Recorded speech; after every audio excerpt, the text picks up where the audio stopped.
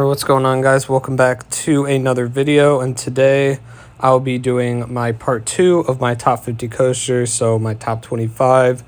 There's really not much to preface this video, so let's just get right into it.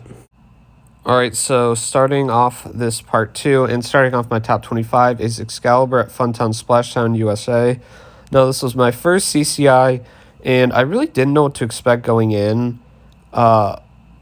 But this really surprised me. This has some great airtime and a pretty good amount of solid airtime moments as well. It has some great laterals on these turnarounds and that helix and just some other turns later in the ride. It's not overly long, but it has a good length and amount of elements to it. It's pretty well paced. It does have some dead spots like that big floater hill, and then there's some hills coming up here that are kind of weak, but overall it's just a really great ride. It feels really out of control, has a bit of roughness too to give it some character, and it's just a really underrated coaster. Alright, so coming in at the number 24 spot is Twister at Knoebels. This is a really great, unique wooden coaster. It starts off with that really interesting lift hill that's split into pretty much a couple different sections because of this coaster. Took the plans of Mr. Twister from Elitch Gardens, and they had to really compact it to fit it in the space at Knoebels. But it's a great ride with some really good laterals, some really great moments of airtime. It's very well paced. It feels really, really fast. This helix, it does feel a little too banked where the laterals aren't the best, but there's a lot of other turns and turnarounds that give some really solid laterals, and again, some great pops of pretty good, I don't know if it's like strong ejector, but pretty good flow ejector to weak ejector moments, and there's a fair amount of airtime moments too. It's really long, it's very smooth, and it's just a really unique and fun ride, and definitely makes for a great top 2 at Knoebels with Phoenix. And speaking of Phoenix, number 23 is Phoenix at Knoebels, and this is just a really great classic wooden coaster. People talked about this for years, and this is a really high bucket list coaster for me because I was just so interested in really how strong the airtime would be and how good it would be with the buzz bars and no seatbelts. And it is really good. There's not that many moments of airtime. It really is only airtime doesn't really have laterals or positives. But some of these drops off these turnarounds, and there's this weird like double up and double down right here, which is really fun. That gives some great airtime. It's kind of weird though. It kind of initially is like weak floater, then it kind of turns into ejector, like really on the descent of the hill. Same with this finale is very much like that. But these hills are really strong. And it's just a really fun ride and just great airtime. And it's just a really great classic coaster. All right, so number 22, we have Boulder Dash at Lake Compounce. And this coaster really is something special. It's definitely very, very rough. Really in NEC, I rode throughout the train. I got 5 rides on this. But it's so out of control. The airtime is really good, especially in the second half, just back to back to back, crazy strong ejector moments, almost feel like triangle hills.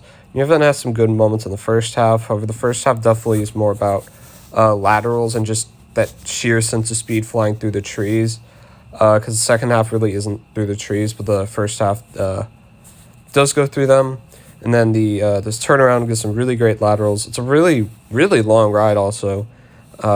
Just crazy out of control. If you can handle the roughness, this is an awesome coaster, an awesome airtime machine, and definitely worth the trip to Lake Compounce.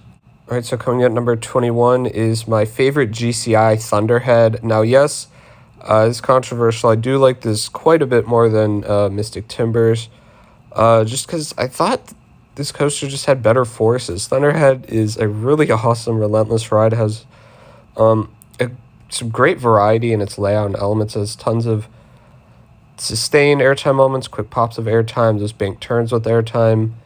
It definitely is more of an emphasis on larger bank turns in Mystic, which I guess I like. It's less of like a traditional out and back and more twister. It's long, it's smooth, it's really well paced, and it's just a really, really great ride.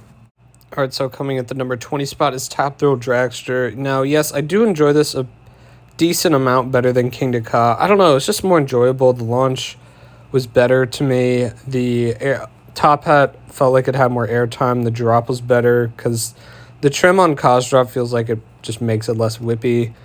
And I really don't care that it doesn't have that airtime hill at the end because that hill doesn't really give much airtime on Ka. It's kind of an airtimeless hill. I really like the lab bars on this. The view is amazing.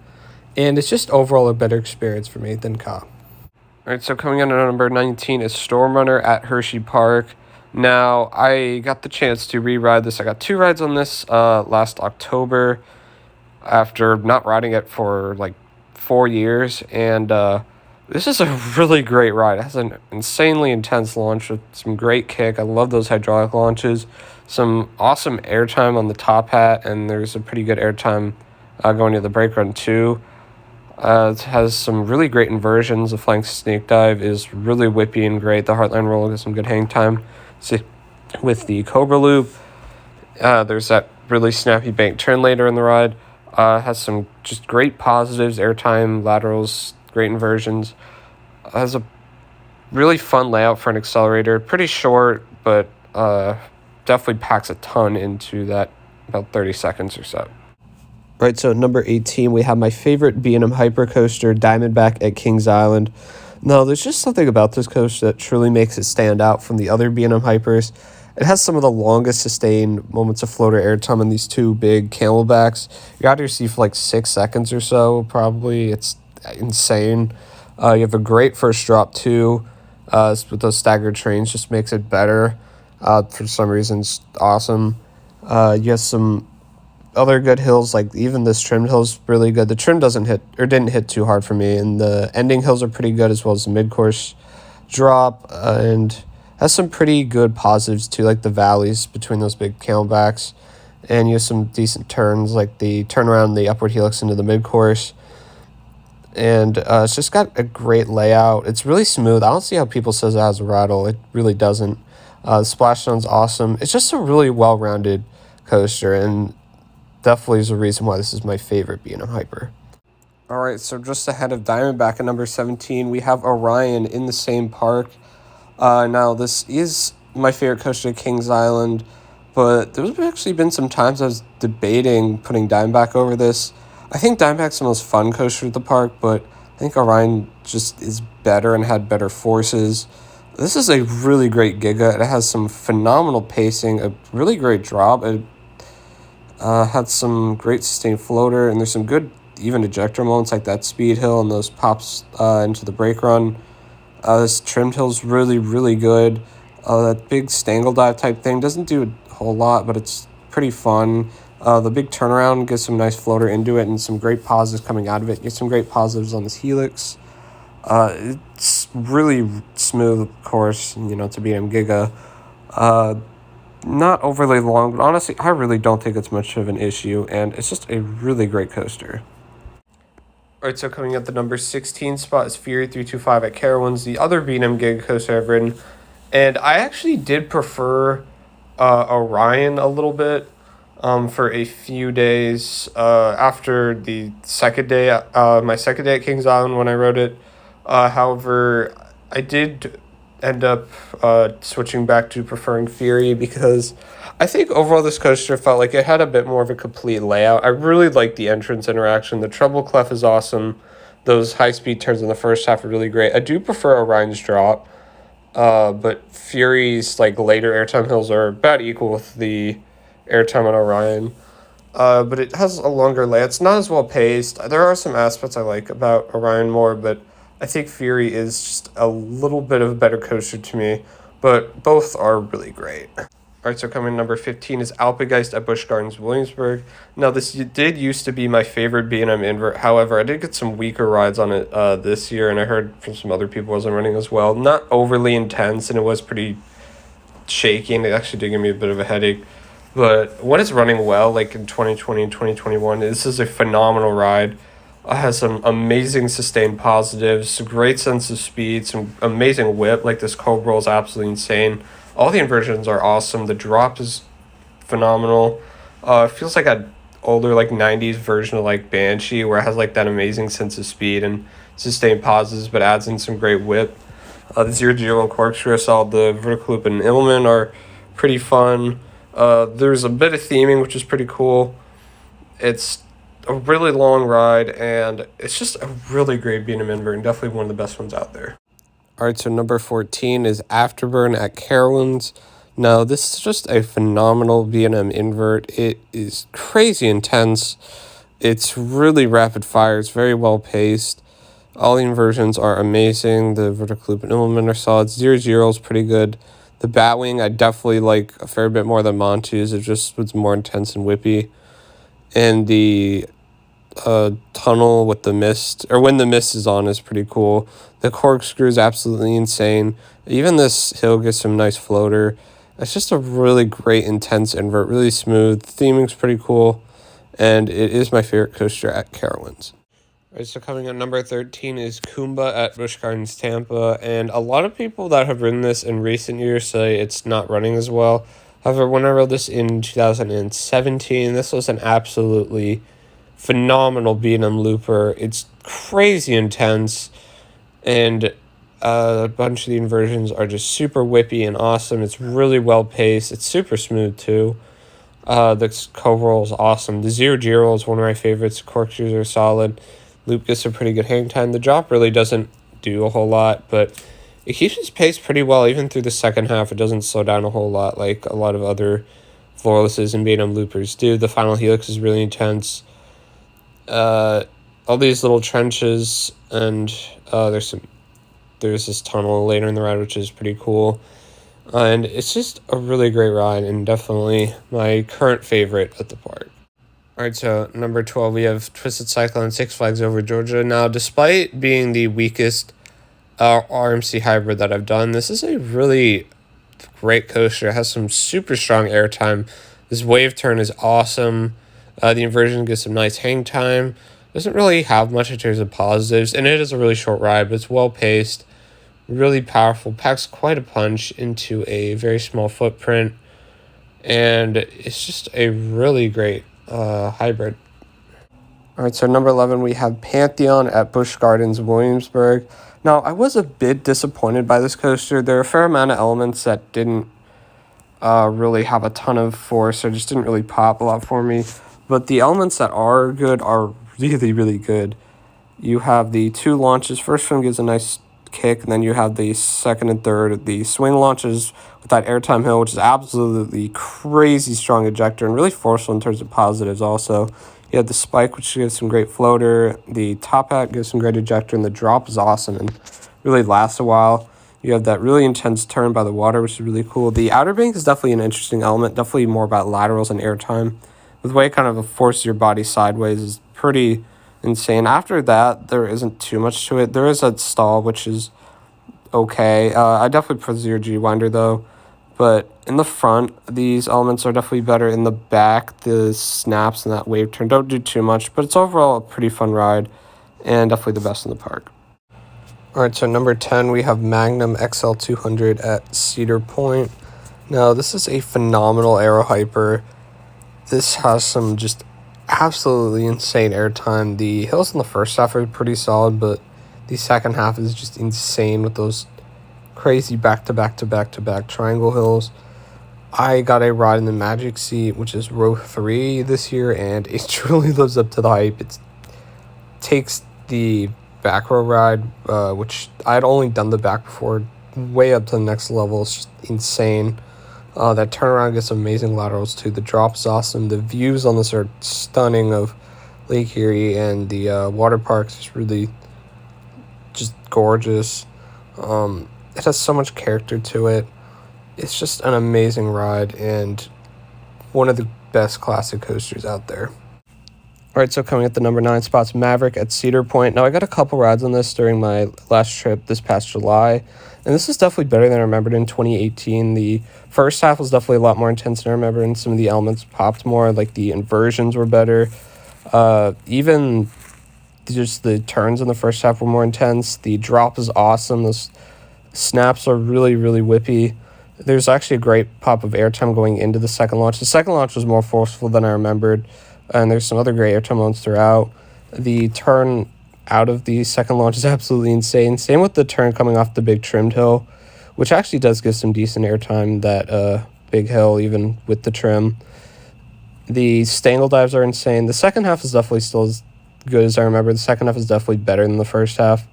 But it's definitely a really well-balanced ride with great, varied layout, and is my favorite Intamin Blitz over Pantheon.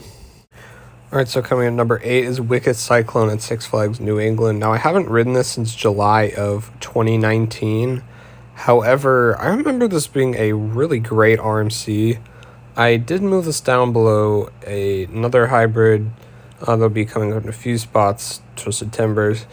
Just because the rides I've gotten on that recently are just absolutely insane, but I'll be getting to that soon. Wicked Cyclone is a great layout with tons of variety, lots of overbanks, has several outer banks, lots of great ejector pops, fun hang time filled inversions, off-axis moments like this hill right here is insane. Definitely does lose a bit of steam towards the end, but really great airtime packed layout, great first drop, fun bank turns, and it's just an awesome ride. Alright, so at number 7 we have Phantom's Revenge at Kennywood. Easily my favorite new credit of this year. This is an absolutely phenomenal Morgan Hyper converted from an Aero Looper, actually. This is a really just amazing coaster. It's super fast. I mean, it reaches 85 miles an hour and doesn't keep its speed through too much, but it feels really fast, really intense. The first drop is pretty solid. The second drop is absolutely amazing. Great airtime, awesome diving under Thunderbolt, and then there's a really intense turn after that. You know, the second half with just some crazy strong ejector hills with like RMC profiling, just back to back to back. And with those super non-restricted restraints, it's just amazing and easily one of the best hypers out there. Alright, so number 6 we have Twisted Timbers at King's Dominion. This is absolutely a phenomenal hybrid coaster. I've ridden this with the exception of 2020 every year since it opened in 2018. I could truly say it's gotten better every year, especially last year and this year. It's been insane. The airtime is so good.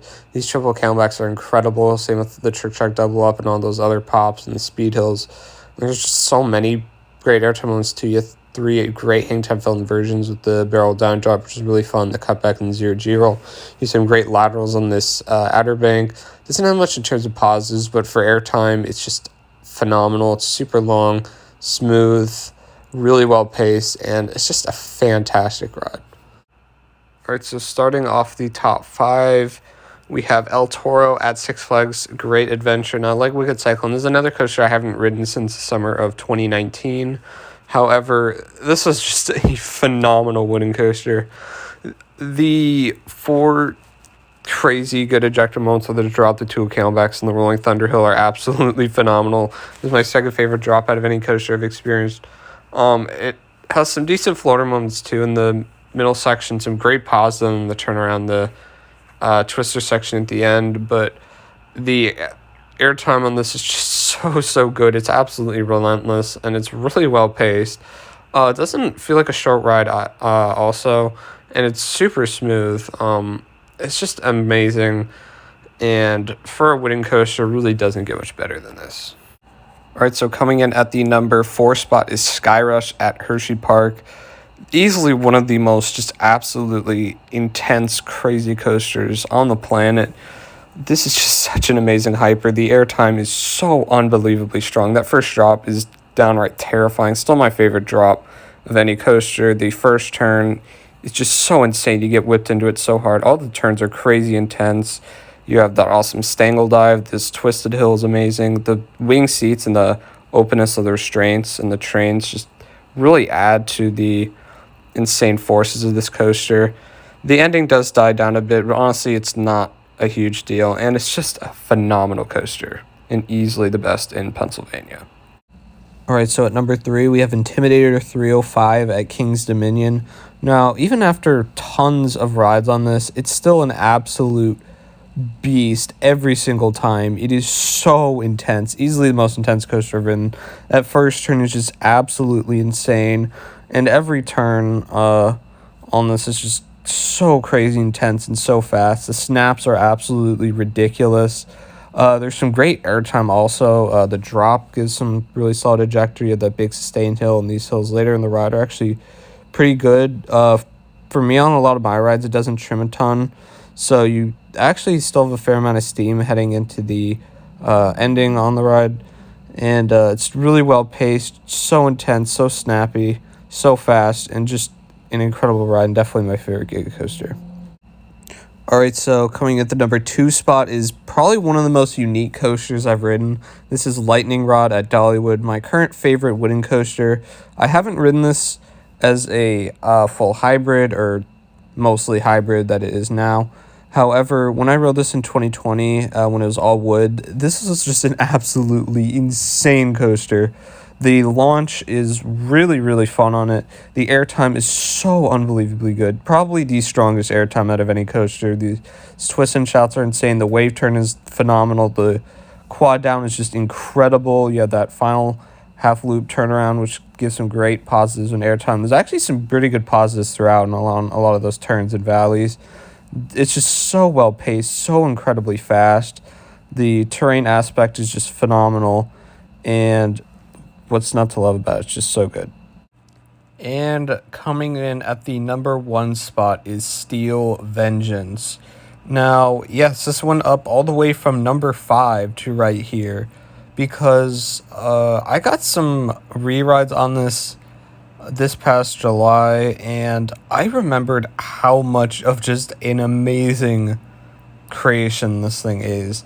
It truly is like the perfect coaster. It has so much airtime. The airtime was so much stronger than I remembered, and it was just every moment really was strong ejector.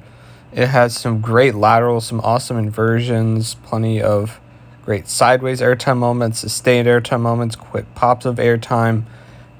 There's plenty of overbanks, outer banks. It just keeps on going and going and going. It is relentless, extremely well paced. I love the head choppers diving in and out of the structure. Night Rod on this is phenomenal. You got that amazing drop, the top out, the outer bank, that double up into the mid-course, this wave turn. That stall is awesome. The 0G rolls are great. The ending is just incredible. This transition gives some insane laterals. There's just so much to it, and it really is just the best coaster I've ridden. All right, so there you have it. That is my top 50 coasters that I've ridden. As you can see, a lot of coasters moved around, and there's a lot of new coasters on this list. I got a fair amount of new credits this year. I did a Ohio and Pennsylvania trip this past summer, where I got about 40 new credits and rode some just new credits outside of that this year.